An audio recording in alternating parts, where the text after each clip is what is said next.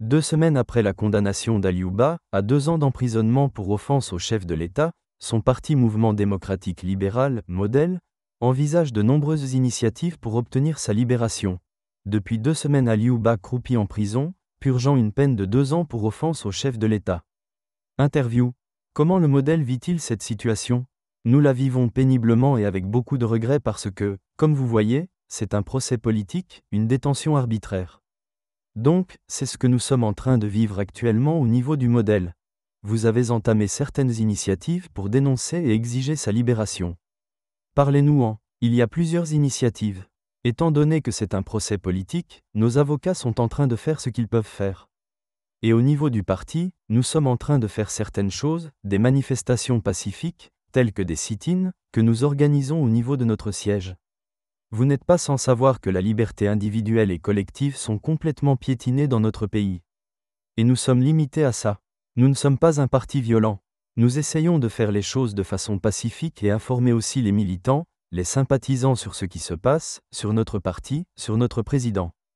C'est dans ce cadre-là que nous avons encore projeté le 2e sit-in qui va être organisé le 25 janvier, c'est-à-dire samedi prochain. Une manifestation à laquelle nous invitons tous les partis politiques, les activistes et tous ceux qui sont épris de liberté et qui défendent la liberté individuelle et collective dans notre pays. Voilà un volet que nous sommes en train d'explorer en ce moment. Ce sit-in que vous projetez le 25, c'est toujours au siège du parti. Ou bien vous allez le délocaliser cette fois-ci ? Ça va être au siège du parti. Mais c'est une occasion aussi d'informer parce que le sit-in est une forme de manifestation qui est plus connue dans notre pays. Les citoyens doivent comprendre que ça fait partie du processus. Ce n'est pas une manifestation de rue. Nous faisons une protestation à l'intérieur de notre siège. Je me sens un peu coupable par rapport à ce qui se passe aujourd'hui dans notre pays parce que je fais partie des gens qui ont applaudi le CNRD, Comité national du Rassemblement pour le développement. Je fais partie de ces personnes qui sont passées un peu partout, comme à la chaîne Voix de l'Amérique, pour dire que le CNRD est une équipe qui doit être soutenue. Parce que nous avons cru au président de la transition, nous avons cru aux premières promesses dans son discours. Et quand tu regardes aujourd'hui, il y a beaucoup de personnes aujourd'hui, dans le CNRD, militaires, comme civils, qui ont été victimes d'injustice à un moment donné de la vie de ce pays. On ne peut pas imaginer que ces personnes-là puissent cautionner l'injustice contre une autre personne. Et voilà, c'est très triste, c'est très dommage. Mais c'est un peu ça aussi, l'être humain, les choses changent. Mais c'est très surprenant que nous voyons que ce qui a été dit n'est plus à l'ordre du jour aujourd'hui. Donc une fois de plus, ce sit-in, c'est un mouvement, une manifestation à l'intérieur du siège de notre parti. Les gens ne viennent pas pour se jeter des cailloux, mais ils viennent pour se faire entendre et faire entendre la démocratie. Au-delà des sit-ins, quelle autre initiative comptez-vous entreprendre ? Bon, sur le plan judiciaire, par exemple, les avocats avaient fait appel. C'est vrai qu'il y a beaucoup d'autres options qui s'offrent à nous, telles que la CEDEAO, la Communauté économique des États de l'Afrique de l'Ouest. Il n'y a pas un jour qui passe, par exemple, sans qu'une personne ne m'appelle comme des avocats pour dire « Écoutez, nous avons appris ce qui se passe autour de M. Ba. On se fait volontaire pour aller le défendre. Mais vous voyez ce que ça fait ? Ça fait un peu très mal que nous, en tant que Guinéens, qu'on arrive à traîner notre pays vers des institutions internationales dans la mesure où nos autorités n'arrivent pas à nous permettre d'avoir une justice équitable pour tout le monde. Donc, nous allons mettre ces avocats à profit. Nous allons leur donner la possibilité de nous défendre. Et au niveau local, tout est mis en place pour que nous puissions le soutenir. Sur le dossier, je pense que les avocats vont s'exprimer sur ça. Mais la dernière nouvelle est que nous irons jusqu'au niveau de la CEDEAO et voire même beaucoup plus loin. On sait que la décision a été déjà attaquée au niveau de la Cour d'appel. À ce niveau-là, quelle est la situation à date ? À la dernière nouvelle, nous avons appris que le dossier attendait la partie administrative. Mais ce qui est sûr, le dossier est maintenant sur la table de la Cour d'appel. C'est la Cour qui doit programmer le dossier pour que M. Ba puisse partir là-bas et puis nous souhaitons que tout s'arrête à ce niveau et que finalement il arrive à retrouver sa liberté. Il faut que les gens comprennent, il n'y a jamais de fort pour toujours. Il y a le fort du moment, mais jamais de fort pour toujours. Et si on n'était pas religieux, inspirons-nous seulement sur notre histoire récente. M. Dadis, M. Alpha Condé, leur cas, ça dit tout de suite là, on dirait que c'était hier. Le Comité national du Rassemblement pour le développement nous avait promis qu'il allait s'inspirer du passé, qu'il allait éviter les mêmes erreurs. Malheureusement, ils ont multiplié voire même quadruplé les mêmes erreurs. C'est incompréhensible, c'est inimaginable. Moi, quand les amis me disaient Souma, comment tu peux supporter les militaires au pouvoir? Je répondais, ces messieurs-là sont différents. Après, il y a eu cette interview du président de la transition Mamadi Doumbouya avec Alain Foka, j'ai envoyé la vidéo à ces amis-là, pour leur dire, voilà, lui c'est un soldat, il va respecter son engagement. Aujourd'hui, ces mêmes amis m'appellent pour me dire Monsieur Souma, qu'est-ce qui se passe avec votre transition? Mais ce qui est évident, quelle que soit leur durée là-bas, ils vont quitter ou partir. Ils sont venus nous dire ici, qu'ils allaient éviter l'erreur du passé, mais là ils nous ont créé des problèmes que la Guinée n'a jamais connus. Aujourd'hui, on parle de kidnapping, des médias sont fermés, il y a quelques rares personnes qui ont un peu de courage et qui travaillent comme vous. C'est inhumain. Toute la promotion qu'ils font là, branding national à travers le Nimba, et autres, tous ces bruits-là ne peuvent rien apporter. Parce que les gens que quand vous partez c'est des kidnappings, des arrestations arbitraires, c'est-à-dire, et puis il faut voir des infractions qui n'existent même pas et c'est à cause de ça que M. Aliouba est condamné tout simplement parce qu'ils ne peuvent rien prouver. J'en appelle à la responsabilité, à la compréhension qu'ils sachent que c'est un père de famille qu'ils ont mis là-bas. Qu'ils, les dirigeants de la transition, sachent que c'est quelqu'un qui aime la Guinée, qui veut faire du bien pour la Guinée, qu'ils ont injustement emprisonné. Malheureusement, chez nous c'est comme ça. Les médiocres sont là, on leur donne tous les moyens pour détruire, au lieu de construire le pays. La Guinée a toujours été victime. Les meilleurs ont été emprisonnés ou complètement détruits, ou arrêtés et nous continuons à répéter la même chose depuis l'indépendance de notre pays, c'est vraiment regrettable. C'est difficile à comprendre, c'est pourquoi nous demandons qu'il fasse tout pour libérer ce monsieur. Chaque jour qu'il fait là-bas, c'est une honte pour la Guinée. Ça ne fait pas plaisir qu'on parle de la Guinée sur le plan négatif. Quels que soient les bruits que vous faites pour la promotion de votre pays, mais la réalité reste ce qu'elle est. Si vous voyez qu'il y a eu des diplomates qui sont partis assister au procès, ils ne sont pas partis forcément pour M. Ba, ils sont partis pour la Guinée. Ceux-là, ce sont des représentants des gens de l'extérieur.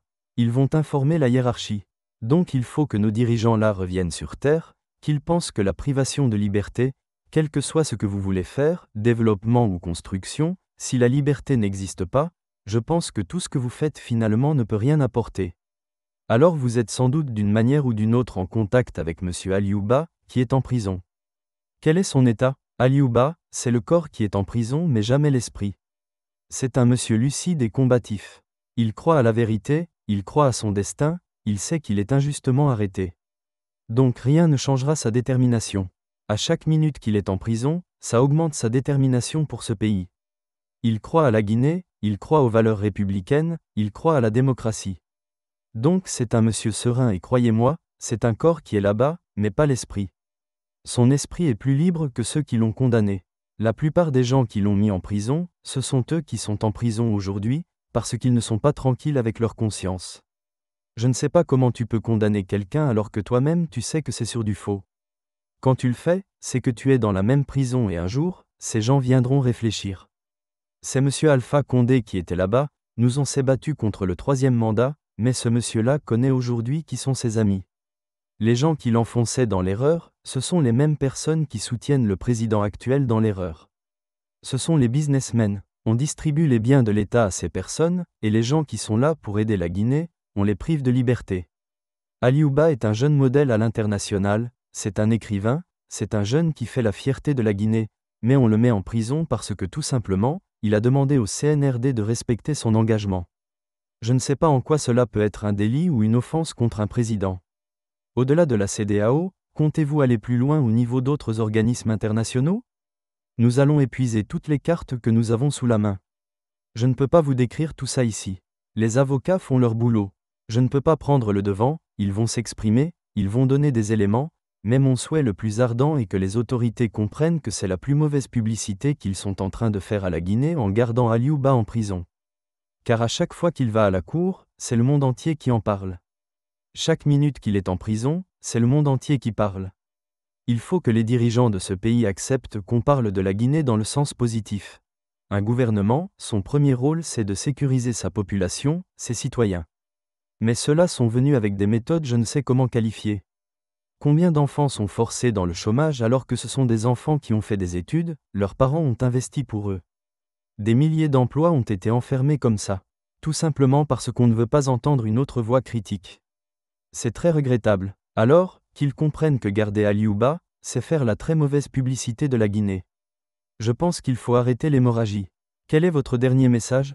Je vous remercie pour le courage que vous avez de continuer à faire ce que vous aimez faire, votre passion. Mon message aussi, c'est à l'endroit du CNRD, du gouvernement et de tout le monde. Heureusement, dans le CNRD, il y a beaucoup de personnes qui ont été victimes d'injustice, soit eux directement, soit leurs parents.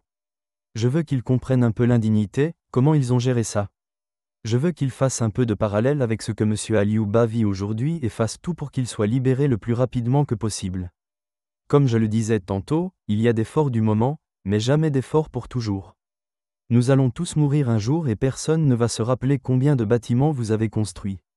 Mais ce que vous avez fait comme œuvre, vous êtes là pour un temps.